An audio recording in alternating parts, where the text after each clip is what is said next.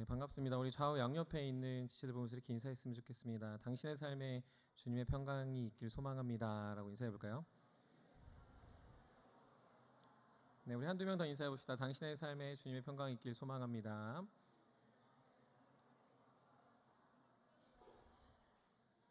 네, 설교 전에 잠깐 광고 하나를 드리면요, 우리 이번 주에 또 사랑하는 우리 정익 형제 형님의 그 형제의 장례를 우리가 청년들이 함께 잘 치러냈습니다. 또 그 가운데 큰 위로가 우리 정익 형제 가정에 있길 바라고, 또 그것에 대해서 감사함으로 또 정익 형제가 여러분들에게 또 답례를 준비했습니다. 나가시면서 편하게 또 그리고 잘 받아가시고, 또 정익 형제 가정을 위해서 또 우리의 소망 되신 예수 그리스도가 죽음보다 큰 위로와 생명이 됨을 여러분들도 같이 누리고 또 같이 교제하는 우리 사랑하는 청년들 됐으면 좋겠습니다. 우리 같이 말씀 보도록 하겠습니다. 청년들하고 올해를 시작하면서 지난주까지 우리가 나눴던 말씀은 올해 우리의 표와도 같습니다. 믿음의 원리. 그래서 우리의 시선과 시야에 대해서 나눴다면, 그럼 이제 구체적으로 그 첫걸음을 어떻게 떼어야 하는가를 고민하다가 3주간 회개에 대해서 나누려고 합니다. 좋고 행복하고 또 긍정적인 것도 많이 있는데 왜 굳이 회개냐라고 본다면, 우리 중에 많은 사람들이 회개를 오해하고 있고, 실제로 이 회개의 자리가 신앙인에게 가장 중요하다라는 것을 성경은 거듭 반복해서 이야기하기 때문이죠. 그 중에서도 오늘 우리가 시편 51편을 정하는 것은 완벽해 보이는 그 다윗도 하나님 앞에 큰 범죄를 저지르게 되는데, 그 범죄를 저지른 직후 나단 선지자가 찾아와 다윗을 책망하고 그 책망에 대한 깨달음이 다윗의 심령에 임했습니다. 올해 겨울 수련회를 시작하며 박종호 목사님이 전해주신 말씀처럼 그의 삶의 영적인 호흡이 T이자 그가 기도했고, 그 기도의 내용이 오늘 우리가 읽은 시편 51편입니다. 그래서 우리가 3주간 이 회개에 대해서 배울 때 단순히 잘못한 것을 지적하는 것을 넘어 우리의 신앙의 첫걸음으로 하나님과 나의 관계에 호흡이 트였다면 이제 나는 무엇을 해야 되는가를 여러분들의 삶에 잘 경험할 수 있기를 소망합니다. 다윗은 자신의 부하 우리아의 아내를 간음했어요. 즉 자신의 부하 우리아는 암몬과의 전쟁에 전쟁터에 나가 있는데 자신은 한가롭게 궁궐을 거닐다 자신의 눈에 보인 밧세바, 즉 우리아의 아내를 범하여 그를 임신시키게 됩니다. 그리고 그것을 자신의 치부라 여기지 않고 오히려 자신의 아내 삼고 수많은 방법을 동원하여 전장에서 남들의 손에 우리아를 죽이게 내버려 두게 된 것이죠. 그러면 하나님이 당장 등장해서 다윗을 치고 다윗을 책망해도 좋을 텐데, 사실은 다윗의 삶은 그렇지 않았습니다. 나날들이 행복했고 그의 삶은 어느 때와 다름없이 잘 지내는 왕의 역할을 감당했던 거죠. 그런데 그때 나단이 다윗을 찾아오게 됩니다. 그래서 유명한 예화를 하나를 들어요. 이런 예화입니다. 한 성읍에 부유한 사람과 가난한 사람이 있었는데, 부유한 사람은 양떼도 많고 소떼가 심이 많고, 가난한 사람은 아주 작은 암양 새끼 한 마리를 키우고 있었습니다. 근데 어느 날 그 어느 부자에게 찾아온 한 행인이 부자에게 접대를 요구하자, 그 부자는 자신의 수많은 소와 양떼를 잡기 어려워 가난한 사람이 딸처럼 애지중지하던 작은 암양 새끼를 뺏어다가 그 행인에게 접대했습니다 라는 이야기를 다윗 앞에서 나단 선지자가 이야기하는 것이죠. 그 이야기를 들었을 때 다윗은 노발대발하며 감히 어떻게 그런 사람이 존재하는가, 당장 내가 처단하겠다라고 이야기합니다. 이런 나쁜 놈이 있나, 이런 XX 같은 놈이 있나라고 다윗이 노발대발하는 것이죠. 그 말을 들은 나단 선지자의 표정은 잘 모르겠으나 아마 썩소를 날리지 않았을까 싶은데, 나단은 바로 다윗 면전 앞에서 다윗에게 이야기합니다. 당신이 바로 그입니다 라고 말이죠. 당신이 간음죄를 저질렀고 당신이 살인죄를 저질러 하나님 앞에서 그런 파렴치한 자라는 사실을 깨닫게 하고 있는 것이죠. 다윗은 그 이야기를 듣고 정신이 번쩍 들었습니다. 부끄러움과 두려움, 어쩔 줄 몰라 하며 그의 심령에 영적인 호흡이 튀었습니다. 그 상황에서 시편 51편을 짓고 있는 것이죠. 우리는 이 시편 51편을 보면서 회개를 배울 겁니다. 여러분들은 회개를 잘 하고 있습니까? 여러분들은 오늘 나와서 오늘 참회 기도도 하고 합심 기도도 하고 설교를 듣고 많은 것들에 대해서 고백을 할 텐데, 우리는 정말로 잘 회개를 하고 있는지를 돌아봐야 한다는 거죠. 성경은 많은 회개를 이야기합니다. 그런데 많은 회개를 이야기하기 전에 먼저 회개를 이야기합니다. 성경은요, 신앙의 첫걸음으로 회개로부터 시작한다는 거죠. 예수님이 오시기 전에 세례 요한은 회개하라고 선포했습니다. 예수님도 오시자마자 회개하라고 선포했습니다. 사도 베드로도 오순절날 회개하라고 말했습니다. 그리고 우리가 잘 아는 사도 바울도 곳곳에 다니며 회개하라고 말했습니다. 이런 맥락으로 본다면 회개를 많이 말하는 것을 넘어서 회개는 우리의 신앙의 첫걸음, 가장 먼저 시작에 반드시 알아야 된다라는 메시지인 것이죠. 즉 이걸 잘 생각해 보면 회개 없는 구원은 존재하지 않는 겁니다. 회개 없는 신앙은 살아낼 수 없는 거죠. 회개 없는 신자는 조금 세게 이야기하면 신자일 수 있을까에 대해서 의문이 든다고 봐도 과언이 아닙니다.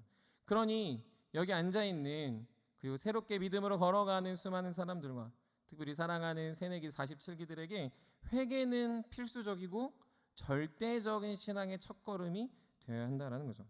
여러분들 회개를 무엇라 정의하겠습니까? 회개를 무엇라 정의하겠어요? 성경은요, 간단히 말하면 죄에서 돌이켜 하나님을 향하는 거다라고 말합니다. 뭐라고요? 죄에서 돌이켜 하나님께로 향하는 것을 회개라고 말합니다. 그런데 우린 이것을 조금 더 늘려서 회개가 무엇이구나, 오늘 그리고 다다음 주, 그 다다다음 주 이렇게 해서 3번에 걸쳐 회개를 한번 여러분 삶에 깊숙이 잘 정립하고 우리의 첫걸음, 믿음의 원리, 그 안에 첫걸음인 이 회개가 여러분들 평생의 삶에 각인되고 고백되기를 소망합니다. 회개란 첫 번째로 하나님 앞에서 죄를 인식하는 건데 많은 사람들이 그 죄를 인지하거나 인식하지 못합니다. 무지와 무시 속에서 죄를 대한다라는 거죠. 요즘 풍조는 더 그래요. 무관심 속에서 자신의 삶을 괜찮다 여깁니다. 실상 우리가 살아가는 세상에서 많이 바라보면요, 죄라고 말하지 않아요. 어떻게 말합니까? 본능적인 거야 라고 말해요. 너 왜 그렇게 써? 이건 인간의 본능이야 라고 이야기하는 거죠. 혹은 또 다른 사람이 너 왜 그렇게 살면 안 되잖아, 이건 나한테 정말 필요한 거야 라고 말합니다. 혹은 우리와 많은 사람들이, 대다수의 사람들이 하고 있어서 그러지 않은 사람들에게 말하면 너는 나의 취향을 존중해야 돼 라고 이야기합니다. 그리고 더 나아가서 요즘 많이 나오는 말이지만, 그래서 그런 이야기들이 어떤 이에게 불편함이 되면 너는 나의 권리를 침해할 수 없어 라고 이야기합니다. 이게 다 무슨 말이죠? 죄라고 지적하고 죄임을 명시하고 죄라는 걸 성경이 분명히 가르쳤는데 많은 사람은 본능 혹은 필요 혹은 취향, 권리라고 말하며 요리조리 피하고 있는 것이죠. 아울러 요즘 시대는 바쁜 시대예요. 아까도 한 형제가 핸드폰을 보면서 걸어가길래 제가 걸을 땐 좀 내려놓고 걸어라라고 했습니다. 여러분들 어디 걸어갈 때 이렇게 들고 걸어가면요, 좀 없어 보입니다. 여러분 안 그랬으면 좋겠어요. 게임하면서 걷는 사람들도 좀 잘 생각해 보세요. 여러분들 너무 바쁘게 살아요. 그 시간에 좀 생각하고 자연을 좀 보고 사람들도 좀 보고 복음을 전할 사람은 누가 있나 좀 보면서 걸어야 되는데 사람들이 너무 바쁘게 산다는 거죠. 그런데 그냥 단순히 영상 보고 게임하고 바쁘게 걷는 것을 넘어서 정작 자신을 살필 겨를이 없음을 봅니다. 무슨 생각하면서 살았습니까? 그냥 생각해보니 없는 거예요. 무엇을 느꼈습니까? 그런데 뭘 느낀지 모르는 거죠. 한 주간 생각해보니 먹고 자고 싸고 먹고 자고 싸고 하다 온 거죠. 뭔가 많이 했는데 정작 자신이 뭘 했는지, 왜 그걸 했는지, 왜 그걸 선택했는지에 대해 자기를 돌아보지 않는 거죠. 거창하게 이야기하지 맙시다. 뭐 자기 성찰, 자기 내면을 파악 이런 거 아니라 정말로 내가 무엇을 하고 있는지에 대한 생각을 겨를이 없다는 거예요. 먹고 사는 일에 바빠서, 일하는 거에 바빠서, 공부하는 거에 바빠서, 자기 성공에 바빠서 정신없이 달려가다 보니까 정작 나의 내면의 상태가 어떠한지, 우리가 수련의 설교로 치환해서 말한다면 영적 호흡이 끊어진 무호흡 상태에서 살아가는 일들을 우리는 반복하고 있다는 거죠. 그래서 청년의 시기에 특별히 죄와 관련돼서 이야기하면요, 무지합니다. 죄를 지적하면요, 무시합니다. 영화를 보거나 재미난 소설을 보거나 게임을 하면서 거기서 등장하는 수많은 가치들은 받아들이면서 정작 자신의 삶에 반드시 직면해야 되는 죄를 이야기할 때 무시하거나 무지하니 많은 사람들이 회개를 이야기하면 어려운 것이죠. 두 번째는요, 그것에 대해서 회개는요, 계속 그걸 인지하라고 이야기합니다. 인지하고 깨달으는 거죠. 여러분들 지금 다윗도 몰랐어요. 나단 선지자가 나타나서 그 예화를 들며 이야기할 때까지는요, 어찌 그런 놈이 있느냐라고 노발대발했다면 하나님의 영이 그의 호흡을 트일 때, 그의 삶에 깨달음을 줄 때 그는 알게 되었다는 거죠. 회개의 심령이 다윗에게 깊숙이 자리 잡아야 내가 죄인이구나, 내가 하나님 앞에 범죄했구나라는 것을 깨닫게 되는 것이다 라고 성경이 이야기합니다. 3절에 보면 다윗은 물은 나는 내 죄가를 나오니 내 죄가 항상 내 앞에 있다라고 이야기하고 있습니다. 지금 다윗은 그 나단 선지자의 고백에 내가 내 죄가를 이제 알겠습니다, 이제 깨달았습니다, 나는 엄청난 죄인이군요 라는 것을 이야기하고 있는 것이죠. 사실 51편을 쓰기 전까지는 너무나도 가증스러웠습니다. 죄를 주목하지 못했고 자신이 왕위를 잘 지키는 것이 중요하다고 생각했습니다. 자신의 계획이 성취만 되면 하나님은 자신을 도와준다고 생각한 거죠. 잘 먹고 잘 자고 그리고 이 나라를 잘 다스리면 그래 나는 완벽해라고 아마는 다윗은 생각했을 거예요. 근데 그의 삶에 하나님의 영이 임하고 그의 영적인 호흡이 튀니 그는 그의 삶에 자신이 죄인이라는 사실을 고백한 거죠. 우리가 다메섹으로 가는 바울의 모습을 잘 압니다. 다메섹으로 가는 바울에게 어떤 일이 일어났습니까? 하나님이 빛 가운데 임하셔서 바울이 하나님을 만나는 놀라운 일들을 경험하게 됩니다. 천둥번개가 치고 소리가 나고 대단한 일들이 일어났을 거예요. 그때 바울은 자신의 인생에 격변하는 회심하는 역사를 체험하게 됐다는 거죠. 아마 다윗도 나단이 눈을 똑바로 쳐다보지 않았을까요? 바로 너야 라고 말할 때 그의 심령에 요동치는 마음이 그의 죄를 들추고 추잡한 자신의 삶을 깨닫게 했을 겁니다. 그 부자와 가난한 자의 비유를 들으며 의분을 표출하던 그의 삶에 어느 순간 그는 몸둘 바를 몰라 하나님 앞에 엎드려 기도하고 하나님의 은혜를 간구하고 있다는 것이죠. 사랑하는 세요미 여러분, 회개는 이런 겁니다. 예전에는 나는 죄가 없어, 난 나의 권리를 취했어, 나는 나의 취향대로 사는 거야, 남들 다 이렇게 살고 있잖아 라고 말하는 변명의 상황이 아니라 하나님이 여러분들의 영적인 호흡을 튀는 그 순간 거리낌 없이 했던 모든 것들을 내려놓고 나는 괜찮아라고 생각했던 나의 삶의 태도를 내려놓고 주님 앞에 엎드리는 것이다 라는 거죠. 주님 앞에 내가 죄인임을 고백하는 겁니다. 다른 사람들의 문제를 들추고 다른 것이 무엇이 잘못됐다라고 말하기 전에 내 안에 정말로 하나님의 은혜가 임하니 하나님의 사랑이 임하니 자신이 송두리째 변화되는, 자신의 삶을 마치 누가 녹화해서 틀어놔 너 이렇게 나쁜 놈이잖아 라고 말했던 것을 깨닫는 것처럼 지금 다윗의 심령에 죄인됨이 각인되고 있는 것이죠. 그제서야 자신을 제대로 보기 시작합니다. 그제서야 자신의 정체성을 확인한 거예요. 그전까지는 깨끗한 줄 알았는데 내가 얼마나 더러운지 안 겁니다. 왕이어서 깨끗한 게 아니라 왕이어도 더러울 수 있구나. 하나님이 나를 아무리 사랑해도 내가 하나님 앞에 범죄하면 나는 더러운 존재가 되는구나라는 것을 자신의 진짜 내면을 하나님의 음성 속에 깨닫고 있는 것이죠. 사랑하는 여러분, 여러분들은 이 단계에 이르셨습니까? 여러분들은 처음 말한 것처럼 그냥 무시하고 무지하며 살아가고 있습니까? 아니면 여러분들의 삶에 정말로 하나님의 음성이 천둥번개처럼 외쳐지며 여러분들의 정의감과 여러분들의 의로움과 여러분들의 합리적인 생각과 여러분들의 이성적인 생각이 다 송두리 때 무너질 만큼 여러분 주님 앞에 죄인이라고 고백하고 계십니까? 회개의 첫걸음은요, 무지와 무시에서 벗어나 여러분들의 인생의 죄인됨을 고백하는 그 자리, 내가 얼마나 더럽고 추악한지를 우리 모두 깨닫는 그 자리가 회개의 첫걸음이다라고 이야기하는 것이죠. 그리고 더 나아가 세 번째로는 회개는 그것을 단순히 내가 잘못했구나라고 느끼는 것으로 끝나지 않습니다. 우리 실제로 많은 잘못을 합니다. 그래서 덤벙덤벙되면 뭘 놓친다든지 다른 누군가한테 나쁜 말을 한다든지 아니면은 내가 실수를 한다든지 아니면 무언가가 어지럽혀지는 여러분들의 연약함들이 있어서 이것을 깨닫는 것이 죄라고 생각할 수 있습니다. 물론 그것도 죄가 맞습니다만 죄는 죄인식이라고 말할 때는 하나님 앞에서 내가 죄를 짓는구나라는 사실을 깨달아야 합니다. 다시요, 죄는 내가 잘못한 거 여러 가지 깨닫는 게 아니에요. 물건을 어지럽힌 거, 내가 뭐 돈을 막 쓴 거, 게으르게 산 거, 내가 그것들을 잘 깨달아서 나는 죄인이구나라고 고백하는 것보다 더 나아가 이 모든 것이 하나님 앞에서 내가 죄를 짓는구나라는 사실을 깨달아야 된다는 거죠.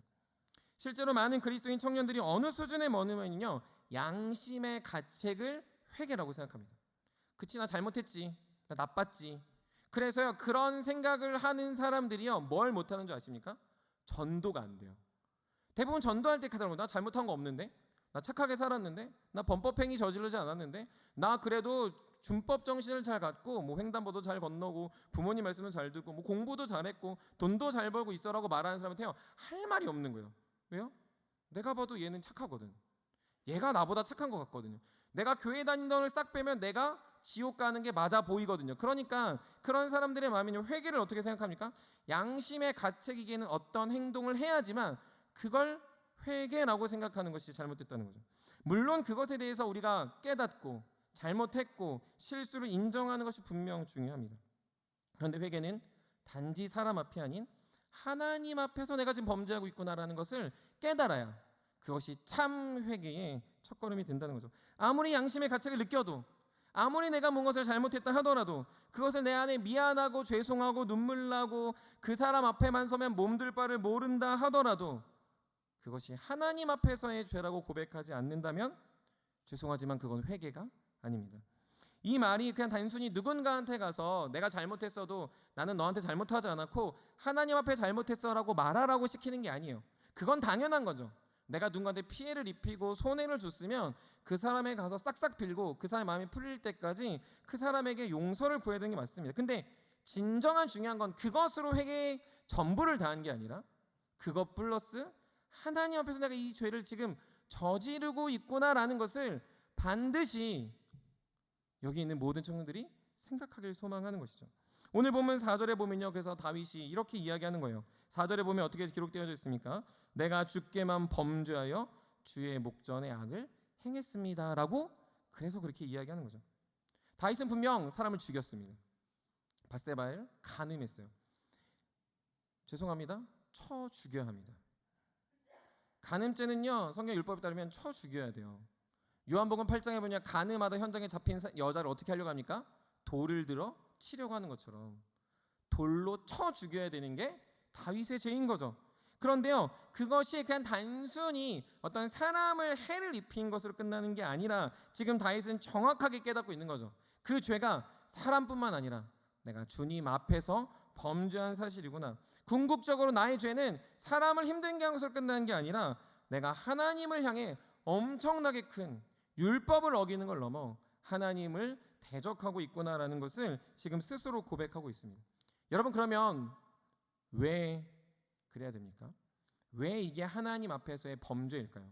왜 이것이 하나님 앞에만, 주님 앞에서 주의 목전에서 악을 행했다라고 다윗이 이야기하고 있을까요? 그것은 우리의 죄가, 잘 들으세요, 우리의 죄가 하나님이 만든 피조 세계를 파괴하기 때문입니다. 우리의 죄가 하나님이 만든 아름다운 이 나라와 이 세상을 파괴하고 있는 거예요. 더 나아가 하나님의 형상으로 지어진 하나님의 한 영혼을 파괴하는 거죠. 죽음으로, 죽임으로, 그를 간음함으로 그의 영혼과 그의 심령을 짓밟고 있는 것이죠. 하나님이 소유하는 겁니다. 하나님의 거죠. 어느 누구도 우리를 우리의 것이라고 말할 수 없습니다. 근데 하나님이 소유한 이 나라와 그 영혼을 파괴한 행위는 단순히 그것을 당하고 있는 피해자뿐만 아니라 그것을 소유한 하나님에 대한, 하나님의 권리에 대한, 하나님의 소유에 대한 침탈 행위가 되는 것이죠. 그러니 우리는 우리의 죄가 주님 앞에 있는 거예요. 주권자이신 하나님을 향한 적극적인 반항이 죄이고, 하나님 앞에서 죄를 졌다고 깨닫는 것이 그분과 나의 관계를 온전히 이해한 신자의 마땅한 의무다라고 이야기하는 것입니다. 사랑하는 성도 여러분, 사랑하는 세우매 여러분, 하나님의 형상으로 지원받은 우리의 삶에는 그러므로 늘 하나님의 나라와 하나님의 영혼을 지키려고 하는 열심이 회개의 모습 안에서 나타나는 것이죠. 그냥 단순히 잘못하지 말아야겠다라고 기도하고 눈물 흘리고 돌려가서 또 죄를 짓고 기도하고 눈물 흘리는 게 회개가 아니라 하나님이 만드신 이 세계와 하나님이 사랑하는 영혼을 향해서 끊임없이 고민할 때 참된 회개의 심령이 우리 안에 물 솟듯이, 샘 솟듯이 하나님의 은혜의 강이 여러분을 덮듯이 나타나게 된다라는 것을 꼭 기억하시길 바랍니다. 그래서 우리의 죄는 누구 앞에서 짓는 겁니까? 하나님 앞에서 하나님의 것을 빼앗는 행위다라는 것을 꼭 기억하시며 하나님이 이 땅에 우리를 사랑하신 그 마음과 그 은혜들을 깊이 깨달을 수 있는 청년들이 되길 소망합니다. 우리는 많은 사람들이 나의 죄는 하나님과 무관하다 생각합니다. 내가 죄 하나 짓는다고 그것이 무슨 소용이냐라고 생각합니다. 그러나 여러분은 정말로 여러분들이 짓는 죄는 하나님이 소유한 여러분 스스로를 망치는 행위임을 기억하셔야 돼요. 단지 다른 피해자, 다른 어떤 곳, 환경 파괴, 어떤 이 주변 나라가 아니고요, 하나님이 핏값 주고 사신 여러분들, 하나님이 사랑하시는 여러분들을 망치는 행위가 여러분들의 죄라는 사실을 이해해야 된다는 거죠. 그러니 여러분, 우리는 양가적인 감정이 드는 거예요. 죄로 인해서 쾌락을 느끼지만 그 쾌락을 느끼는 나를 바라보며 아파하실 주님과 그 내가 망가지는 것을 너무너무 안타까워하는 주님의 마음속에서 우리는 회개의 자리로 나아가는 거죠. 어차피 내 인생 망했어. 내 인생 끝났어. 나는 여기까지 살 거야. 어차피 나는 이 정도만 벌고 살 거야. 나는 이번 생은 끝나버렸어 라고 생각하면 여러분을 방치할 수는 있어요. 그게 죄고 그것이 여러분들의 연약함이라고 고백할 수 있어요. 내가 여태까지 했던 모든 책임들은 내가 짊어질 테니 나는 그냥 요 모양 요 꼴로 살게라고 말할지 몰라요. 근데 그건 회개는 아니라는 거죠. 그게 깨달음은 아니란 거예요. 그런 여러분들을 바라보시며 주님이 얼마나 아파할까. 사랑하는 아들아, 사랑하는 딸아, 너는 나의 것이다 라고 말하는 그분의 마음에 여러분들이 지금 비수를 꽂고 있다는 거예요. 여러분들의 게으름 앞에, 여러분들의 죄성 앞에, 여러분들의 음란 앞에, 여러분들의 무지 앞에, 여러분들이 누군가를 사랑하지 않음에, 공동체를 싫어함에, 여러분들이 주님 앞에 거룩하게 살지 않음에 내 인생은 어차피 이래가 아니라 사랑하는 주님은 아파하시고 안타까워하시는 거죠. 그러니 누구 앞에 죄를 고백해야 됩니까? 누구 앞에서 범죄한 겁니까? 거룩하시고 완전하신 그분 앞에, 그 사랑 앞에 우리는 범죄하여 우리의 죄가가 주님 앞에 있다라는 사실이죠. 사랑하는 세우미 여러분, 그러므로 꼭 깨달으십시오. 작은 죄 하나, 큰 죄 하나 상관없이 모든 죄가 주님의 것을 탐하는 우리의 죄성이구나. 그것이 주님을 아프게 하는구나라는 참된 고백과 깨달음이 우리 사랑하는 모든 청년들의 마음에 깊이 심겨지기 간절히 소망합니다. 마지막으로는 회개는 인식한 죄 앞에서 변명도 합리화도 하지 않는 겁니다. 내가 깨달은 죄 앞에서 많은 사람들이 실제로 여기까지 여러분들이 이렇게 잘 따라오셨지만 많은 사람들이요, 저를 비롯한 여기 많은 사람들이요, 누군가가 죄를 지적하거나 이게 나쁜 거다라고 말하면요, 어떤 태도를 보이는지 아십니까? 그 정도는 아닌데? 나 그렇게 나쁘진 않아. 야, 그래도 목사님 진짜 나빴네라고 말해도 나는 목사님처럼 나쁘진 않아. 혹은 내가 누구보단 괜찮지라고 너무 많은 사람들이 변명과 합리화로 자신의 죄를 넘겨버린다는 거죠. 하나님 앞에서 죄를 인식했어요. 그리고 하나님 앞에 잘못했다고 말을 할 수 있어요. 근데 그것 앞에서 많은 사람들이 이렇게 이야기합니다. 하나님, 근데 저 상황 아시잖아요. 하나님, 이 정도는 봐주실 수 있잖아요. 하나님, 제가 죄를 지을 수밖에 없다는 거 아시잖아요. 친구들이 술 먹자고 했어요. 어쩔 수 없는 분위기에 제가 넘어진 거예요. 세상이 다 이러는데, 세상이 다 범죄하는데, 그러니까 나도 그냥 적당히 잘못해도 되는 거 아니에요? 라고. 죄송하지만 저를 비롯한 여기 많은 사람들이, 아니요, 좀 모두가 그러고 있을 수 있다는 거죠. 4절 하반절 말씀을 보십시오. 다윗은 뭐라고 이야기합니까? 주께서 말씀하실 때 의로우시다. 주께서 말씀하실 때 의로우시다라고 이야기하고 있는 거예요. 더 나아가서 주께서 심판하실 때 순전하시다라고 이야기하는 겁니다. 이건 무슨 말입니까? 하나님이 나의 죄를 지적할 때 변명하거나 합리화하지 않는 겁니다. 많은 사람들이요, 그래도 하나님 앞에 죄를 졌다고 가지고 고백할 수는 있을지 몰라요. 거기까지 가 있는 사람이 있을 수 있습니다. 근데요, 그 기도 앞에서 하나님을 대면하고 영적인 호흡이 탁 트이려는 그 순간에 하나님 그래도 내 모습 이대로 사랑하신다면서요. 하나님, 나 이대로 창조하시고 하나님이잖아요. 그러니까 이 잘못도 주님 책임 아니에요? 라고 많은 사람들이, 죄송하지만 더 많은 청년들은 그 앞에서 머뭇머뭇하는 거죠. 변명하기 일색입니다. 많은 사람들이 합리화하기 일색입니다. 남 탓하기 일색입니다. 하나님이 말할 때 의롭다, 순전하다가 하는 게 아니라 이 정도는 괜찮죠 라고 이야기하는 것이죠. 하나님을 그래서 심하다고 얘기해요. 너무 많은 것을 지적하고 너무 많은 것을 하나님이 심판하신다고 생각하니 하나님은 선하지 않다라고 말하며 자신의 죄는 보지 못하고 자신이 하나님께 범죄했음에도 불구하고 많은 사람들은 하나님을 등돌려 하나님 앞에서 하나님을 매도하는 일들도 나타나기도 합니다. 심지어 그 안에서 하나님이 무언가가 세상 사람들이든 혹은 하나님의 구원의 이 놀라운 신비를 깨닫지 못하는 사람들은 심판하고 지옥 가는 일들을 들으며 하나님의 불합리한 처사라고까지 말합니다. 어떻게 하나님이 사랑이라면서, 하나님은 이 세상을 사랑하신다면서, 하나님은 구원하신다면서 왜 지옥을 보냅니까? 왜 지옥이 있습니까? 그리고 왜 선악과를 만듭니까? 이딴 질문을 하면서, 질문하지 말라는 거 아닙니다. 질문해도 돼요. 근데 그런 질문이 여러분들의 죄를 합리화한다는 거죠. 여러분들이 하나님 앞에 나아가면서 계속 그랬으니 나도 그럴 수 있어. 쟤도 저러니 저럴 수 있어라고 말하며 하나님 앞에 원망과 불평하며 결국에는 회개의 자리 그 코앞까지 갔는데 다 뒤돌아가 하나님을 배반하고 배신하고, 우리가 성경에서 말하는 것처럼 근심하며 주님을 떠나는 일들이 너무나도 많이 이야기 있는 거죠. 사랑하는 세움의 여러분, 하나님의 지적과 죄에 대한 책망 앞에 변명하지 않길 소망합니다. 말씀을 보면 찔리잖아요. 그럼 찔린 거예요. 이거를 어떻게 바꿀 수 있을까 고민하는 거 아니에요. 여러분, 음란한 거는 음란한 겁니다. 여러분들 말씀 안 봐서 여러분들 하나님이 여러분들 버려버리겠다는 건 그냥 버리겠다는 하나님의 단호한 선포예요. 말씀 안 봐도 괜찮겠지, 기도 안 해도 괜찮겠지, 내가 부정직해도 그래도 하나님 날 사랑하시니까라고 변명하지 말라는 거예요. 성경은요 66권 수많은 성경이 써있잖아요. 구약 39권, 신약 27권이 쓰였는데 그 말씀 중에 어마어마한 숫자로서 여러분들의 마음을 찌를 거예요. 그때 변명하지 말라는 겁니다. 하나님의 말씀이 선포될 때 합리화하지 말라는 거예요. 어떻게 받아들여야 됩니까? 주는 의로우시고 그분은 순전하시다. 내가 잘못됐구나, 내가 주님 앞에서 범죄하고 있구나, 내가 지금 그분을 떠나고 있구나라는 것을 깨달으셔야 돼요. 많은 사람들이 거기서 떠나버리니까 자신의 모습을 합리화하며 나는 죄인이 아닌데, 나는 피해자인데라는 말을 합니다. 나는 어쩔 수 없는 상황에 나타난 피해자일 뿐이야 라고 사람들이 합리화한다는 거죠. 하지만 참된 회개는 어떻게 합니까?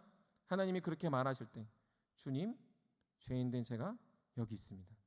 그 주님의 말씀이 의로우시고 순전하시니 저를 용서하여 주십시오라고 그때 고백하는 것이죠. 사랑하는 세움의 모든 청년들이 여러분들의 죄악이, 여러분들의 연약함이 주님 앞에 부끄러울 때까지 드러난다 하더라도 피하지 마시고 직면하여 주님의 놀라운 회복과 은혜를 그곳에서 맛보는 우리 사랑하는 세움의 청년들이 되길 간절히 소망합니다. 1절에 보면요, 그래서 하나님이여 주의 인자를 따라 내게 은혜를 베푸시며 주의 많은 긍휼을 따라 내 죄악을 지워주소서라고 다윗은 고백하고 있습니다. 다윗은 그 자리에 주의 인자를 구해요. 인자는 성경에서 많이 등장하는 헤세드입니다. 은혜라고 말할 수 있죠. 그러니까 은혜가 필요한 거예요. 그래서 긍휼이 필요한 거예요. 나를 불쌍히 여겨주시는, 내가 어쩔 수 없어서가 아니에요. 나는 어쩔 수 없이 죄를 지을 수밖에 없는 존재이니, 나는 필연적으로 죄를 지을 수밖에 없는 존재이니 그런 나를 긍휼히 여겨주세요. 저를 돌아봐 주세요. 제가 죄를 안 짓게 좀 도와주세요라고 그분의 은혜와 그분의 긍휼을 구하는 것이죠. 그게 회개입니다. 여러분들 예배 자리에 나와 주님 제가 이거 잘못했네요, 제가 롤을 하다가 욕을 했네요, 제가 축구를 하다가 잘못했네요, 제가 부모님 말씀을 안 들었네요, 제가 설교하다 졸았네요, 이런 게 아니라는 거예요. 여러분들의 모든 연약함과 여러분들의 죄의 변명과 하나님 앞에서 드러나는 여러분들의 이 무차별한 이 비참함들이 드러날 때 여러분들 그것을 인정하시고 하나님 여러분들을 얼마나 사랑하셔서 그것들을 들추시는지, 그 여러분들을 회복시키시는지를 깊이 깨닫는 우리 사랑하는 세움의 지체들, 그리고 그런 청년들이 되기를 주님의 이름으로 간절히 축복합니다. 말씀을 마무리합니다. 회개에 대해서 들어보니 여러분들은 어떻게 생각하십니까? 회개가 이제 좀 다가오십니까? 우리가 이제 끝나고 회개 기도를 할 거거든요. 우리가 이제 3주 정도를 제가 이제 여러분들 진심으로 회개를 했으면 좋겠어요. 죄를 여러분 인식하셨습니까? 이제 처음 나온 새내기들, 새가족들, 다양한 사람들이 아직 죄를 인식하지 못할 수 괜찮습니다. 그런데요, 죄가 인식되어져 가야 돼요. 내가 죄인이구나, 나 법 다 잘 지켰는데, 나 그래도 깨끗한데, 이러면 안 돼요. 하나님은 여러분들을 죄인이라고 말했어요. 여러분들이 틀렸다라고 말하고 있어요. 하나님의 말씀과 진리에 입각해서 여러분들의 죄를 계속 깨닫도록 천둥번개처럼 여러분들의 마음을 쿵쿵쿵 치면서 여러분들의 호흡을 돌아오게 한다는 거죠. 그럼 이제 어떻게 됩니까? 깨달았다면 이게 남에게 잘못하고 누군가에게 미안한 일한 게 아니라 내가 하나님 앞에서 하나님의 것을 침탈했구나, 하나님의 권리를 빼앗았구나라는 하나님과 나의 관계를 재설정해야 돼. 그분이 나의 소유고 내가 그분의 소유다라는 이 사실을 완전히 연결해야 돼. 그러니 나의 죄는 나만의 문제가 아니라 하나님이 아파하시는, 하나님이 슬퍼하시는 하나님과 나의 관계에 너무나도 큰 벽이 생기는 것이죠. 그리고 그때 어떻게 됩니까? 마지막으로 변명하지 마십시오. 청년들이요, 변명하지 마세요. 여러분들 죄 앞에 변명하지 마십시오. 부탁하지만 변명하지 마시길 간절히 부탁합니다. 우린 죄인이에요. 말씀을 보며 한 줄 한 줄이 아무것도 나하고 맞아떨어지는 게 없어도 한 절 한 절 보는 내내 내 마음이 너무 찔리고 아프더라도 그걸 변명하지 마세요. 그때 주님의 사랑이 느껴지는 거예요. 그때 회복이 있는 거고요. 그때 신앙의 첫걸음을 비로소 내딛는 거죠. 다양한 것으로 변명하지 마십시오. 쟤보단 괜찮다, 저것보단 괜찮다, 세상보단 괜찮다는 우리의 수준이 아니에요. 우리의 수준은 주님 앞에 나의 죄를 직시하고 인정하고 그분이 의로우시고 순전하심을 깨달아 걸어가는 세움의 청년들을 통해 하나님은 그곳에 믿음의 원리와 믿음의 시작을 이루실 줄 믿습니다. 그러므로 올 한 해 시작하면서 참된 회개를 경험하여 여러분들의 삶에 내가 어떻게 이렇게 변했지, 내가 이렇게 바뀌었지라는 것을 주님과의 관계의 재설정을 통해 주님이 여러분들에게 찾아와 그 회개의 심령을 집어넣어주는 놀라운 경험을 통해 어느 순간 여러분들이 거룩해지고 여러분들의 가치관이 바뀌고 여러분들의 믿음의 걸음이 담대해질 수 있는 우리 사랑하는 모든 청년들이 되시기를 주님의 이름으로 간절히 축복합니다. 우리 다 같이 일어나서 찬양할 텐데요. 우리 아까 체험워십이 찬양했던